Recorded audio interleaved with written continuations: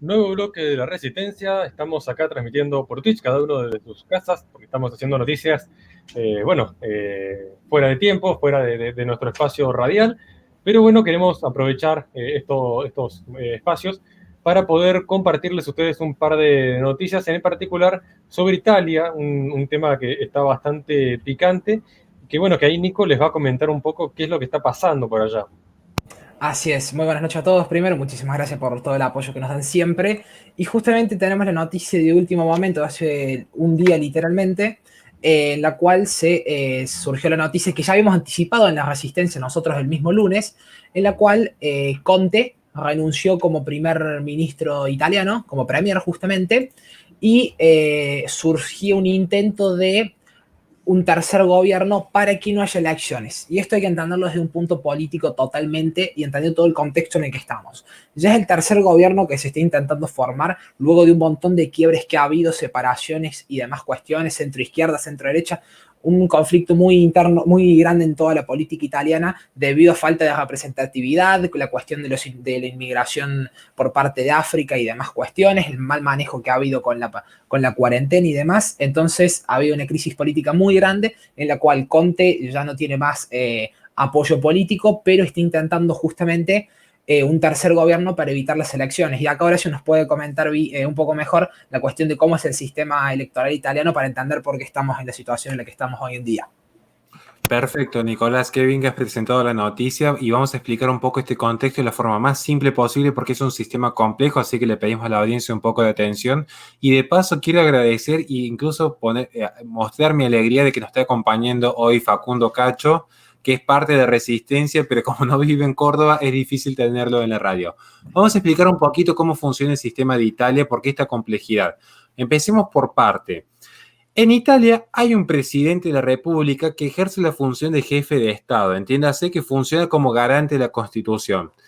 Si bien no es el responsable político, algunas de sus facultades implican justamente encargarse de la formación del gobierno, tiene la posibilidad de disolver partes de las cámaras, firmar leyes por el Parlamento, nombrar senadores vitalicios por cuestiones excepcionales, entre otras funciones.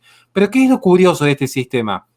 Que el sistema italiano, digamos, es elegido mediante un sistema parlamentario, es decir, diputados y senadores en una única asamblea eligen al presidente y su mandato en principio dura 7 años con posibilidad de reelección. Ahora bien, ¿qué sucede? Que la Cámara de Diputados y el Senado cumplen exactamente las mismas funciones, por eso se llama bicameralismo simétrico o paritario, y ambas son representantes de regiones de Italia, es decir, que equivalen a lo que en Argentina podríamos llamar provincias, y tienen como representantes italianos incluso que están en el exterior. Esto hace que sea bastante compleja la conformación. No me quiero extender en esta cuestión, pero lo esencial es que incluso hay en el exterior, y esto es importante porque alguno ha visto afiches para elegir diputados y senadores en Italia, que actualmente implican un 12 diputados y 6 senadores del mundo que residen en Italia. ¿Qué es lo interesante de este aspecto? Que es muy interesante, digamos, ver cómo funciona y por qué se generan las crisis políticas. A este punto vamos. Miren, las atribuciones del Parlamento, que se terminan de consolidar tal como se conoce ahora en 1948, implican que además de crear y de elegir, además de crear las leyes, eligen al presidente de la República. Es decir, el Parlamento tiene como prerrogativa elegir quien va a ejercer la presidencia de la República. Esto es fundamental. No la elige el pueblo en forma directa a la representación del primer mandatario. ¿Se entiende? La elige justamente estas dos cámaras. Y esto implica, dentro de lo que son las prerrogativas constitucionales, que las cámaras de diputados y de senadores son las confidentes de la Constitución, son las que le dan confianza al gobierno. Y acá está el dato de color. Si por cualquier motivo, esto en base a la Constitución de 1948, ¿no? Si por cualquier motivo el Parlamento le quita la confianza al gobierno, este gobierno cae y es lo que genera luego la crisis institucional que estamos viviendo actualmente en Italia. Entonces, ¿cuál es la cuestión de fondo? Que los ciudadanos eligen los legisladores y estos son los electores de aquel sistema que luego va a regir. Estos legisladores que tienen 5 años y tienen una particularidad, además que ejercen 5 años sus funciones parlamentarias, constantemente el sistema italiano varía. O sea, es decir, ciertas prerrogativas varían en forma dinámica. Si bien la Constitución es difícil de reformar, el sistema electoral es muy fácil de modificar. ¿Esto en qué se tradujo? Y ya cierro mi intervención en este punto de lo que bien planteó Nicolás.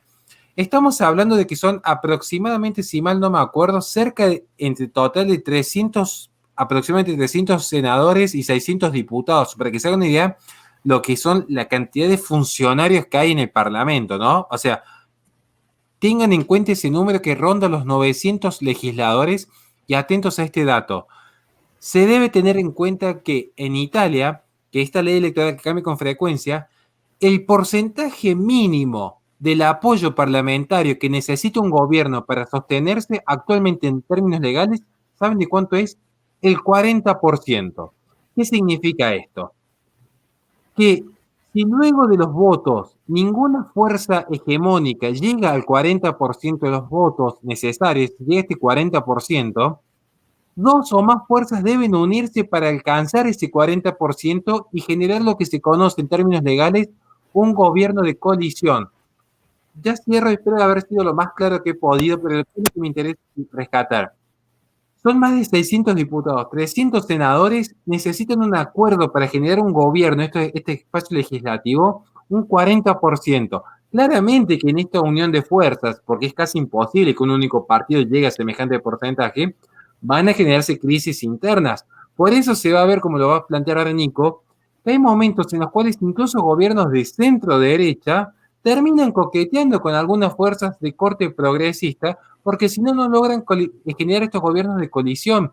Y esta es la famosa crisis de representatividad que hay en Italia. Espero haber sido lo más claro posible. Así es, justamente lo que explicaba Horacio es lo que está pasando ahora y es uno de los motivos por los cuales, ahora vamos a cambiar la pantalla, justamente quería la izquierda, la centroizquierda, quería que Conte aguantara un poco más para no darle justamente el beneficio político de que la tuviera tan fácil la extrema derecha, como suelen llamarla en Italia y la mayoría de los medios progresistas, que sería la Liga, en la cual está Matteo Salvini, con el cual, con el apoyo de Hermanos de Italia, otro partido también de derecha patriota muy fuerte, lograría prácticamente, lograría mediante una coalición justamente, lograría el poder y poder gobernar justamente con una alternativa de derecha, cosa que hace mucho que no se ve en Italia, ya que los últimos gobiernos fueron la mayoría coqueteando de la centro derecha a la izquierda, en esta especie de alianzas que tenían que hacer para poder gobernar. Y por eso podemos ver cómo la Liga, que es el partido de Salvini, el partido patriota, por así decirlo, el Vox de Italia, para que se entienda, para que la gente lo entienda, ha tenido repuntes en los últimos meses con todo el mal manejo que ha habido de toda la cuestión esta de lo que está viviendo el mundo, para que no lo censuren ni Twitch ni YouTube. Por lo tanto, podemos ver cómo no solamente en Europa, como puede ser con Vox, como puede ser con Le Pen, sino también en Italia, de a poco las alternativas de derecha van creciendo porcentualmente en votos, en intenciones de votos, y podrían llegar a gobernar, que hay que recordar que si en dos o tres días Conte no logra presentar justamente un nuevo gobierno, una nueva alianza, una nueva coalición de gobierno, se tendría que llamar elecciones, cosa que la izquierda y la centroizquierda no quieren, porque están viendo la mayoría de las encuestas, que esta que estamos mostrando nosotros, hay que aclarar que es de la semana pasada, es hasta el 15 de enero, desde el 1 hasta el 15 de enero, muestran un crecimiento y que la derecha tranquilamente, sin la necesidad de negociar con la centroizquierda, podría llegar a ser gobierno. Bien, ahí quiero hacer una salvedad, recién me equivoqué porque ya recuerden que es la hora, dije colisión, y es porque justamente vengo de dar una conferencia sobre la posmodernidad donde hay una colisión entre la palabra y los hechos, pido disculpas, en realidad es una coalición. Quiero hacer una aclaración de lo que ha mencionado Nicolás para que la gente pueda entender todavía con más claridad lo que bien ha dicho él. ¿Por qué se habla de este gobierno? ¿Por qué se habla de la palabra gobierno? Bien, vamos a explicar una cuestión mínima.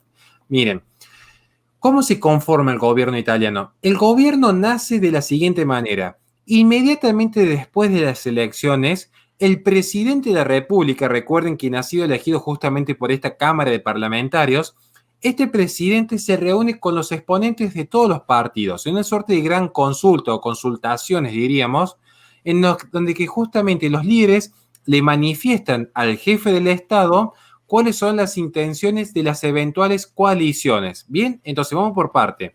El presidente electo por las cámaras parlamentarias recibe a los líderes políticos y empieza a ver cuáles serían las intenciones para futuras coaliciones. Después de estas reuniones, el presidente de la República le encarga a un ciudadano la formación del gobierno. Ese ciudadano, que está apoyado por las fuerzas políticas que entran al gobierno, puede o no ser un parlamentario y hasta puede ser una persona totalmente alejada del mundo político. Lo que es cierto es que este gobierno, entiéndase que está separado ya de lo que es el jefe de Estado, el gobierno, que está compuesto por el Consejo de Ministros y es presidido por un jefe de gobierno, oficialmente es el presidente de dicho Concilio de Ministri, como se diría en Italia, perdón la pronunciación, que normalmente es llamado presidente del concilio, es quien recibe el voto de confianza. Vamos ahora a pasar a una cuestión un poco más compleja y les pido mucha atención. Miren, luego de haber sido nombrado por el jefe de Estado, el flamante gobierno se dirige al Parlamento para pedir lo que se conoce como la confianza. Esta confianza se emite por ambas cámaras, la del Senado y la de diputados. Son las que emiten la confianza hacia este gobierno, ¿bien? Este gobierno que ha sido justamente, insisto, nombrado por el jefe de Estado de acuerdo a las voluntades que han expresado los líderes de los partidos. Ante determinados decretos especiales o proyectos de ley que el gobierno tenga particular interés en hacer aprobar, es necesario que exista una facultad especial del Ejecutivo para que pueda introducir dichas formaciones. Pero acá, ¿qué es lo fundamental?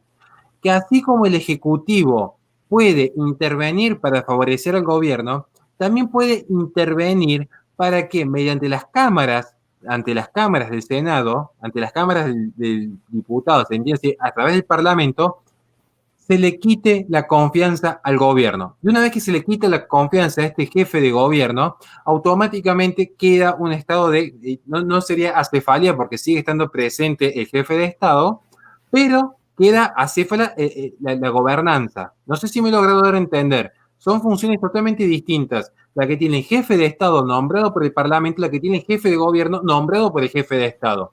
Y siempre dependen en última instancia, especialmente el jefe de gobierno, de la confianza, que es un acto legal que realizan ambas cámaras por separado. Y así como le dan confianza para ejercer el gobierno, se le puede retirar.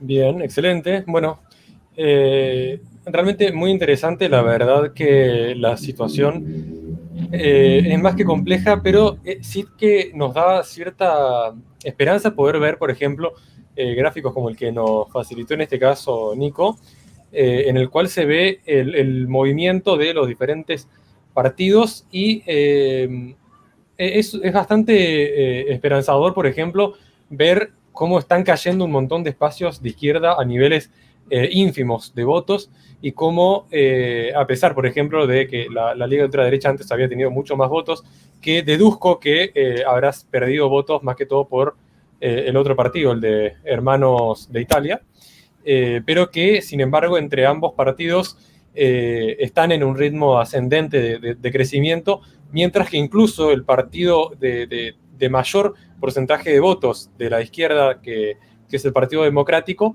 ha tenido una caída en los últimos 6 años impresionante en la cantidad de votos, siendo que el partido gobernante, justamente.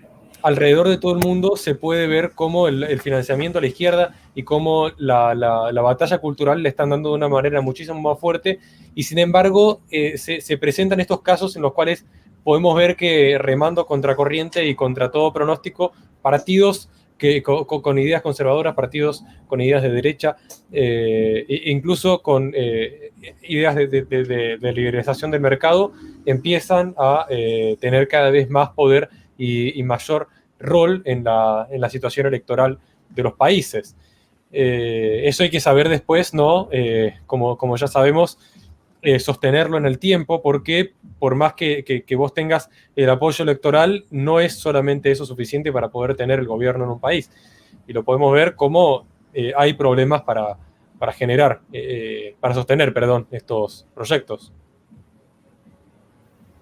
Y hay que hacer una pregunta, porque ya veo que estamos llegando, nos hemos ido un poco de tiempo, pero me gustaría ver la opinión de ustedes libremente, que quieran, para de paso también invitar a la audiencia que lo van a ver en vivo ahora en Twitch o que lo pueden ver luego en YouTube.